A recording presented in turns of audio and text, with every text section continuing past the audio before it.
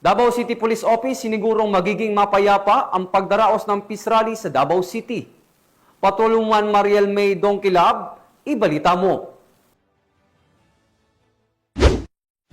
Matagumpay at mapayapang natapos ang isinagawang peace rally sa lungsod nitong Setyembre 21 taong kasalukuyan ayon sa ulat ng Davao City Police Office. Sa pangunguna ni Police Colonel Manan Caracas Muarip, Acting City Director, mahigpit na ipinatupad ng Davao City Police Office ang seguridad sa buong aktibidad sa pamamagitan ng pagtalaga ng sapat na bilang ng mga pulis at pakikipag-ugnayan sa iba pang law enforcement agencies at partner organizations. Binigyang diin ng pamunuan na walang naitalang insidente sa buong rally, bagay na inuugnay sa aktibong presensya ng mga pulis, maagap na seguridad at pakikipagtulungan ng publiko. Pinasalamatan din ng Davao City Police Office ang lahat ng lumahok sa peace rally sa kanilang mapayapang partisipasyon at sa pagpapakita ng disiplina sa pagsasagawa ng pagtitipon. Muling tiniyak ng Davao City Police Office ang kanilang patuloy na pangako na panatilihin ang kapayapaan, kaligtasan at kaayusan sa lungsod sa lahat ng mga kahalintulad na aktibidad.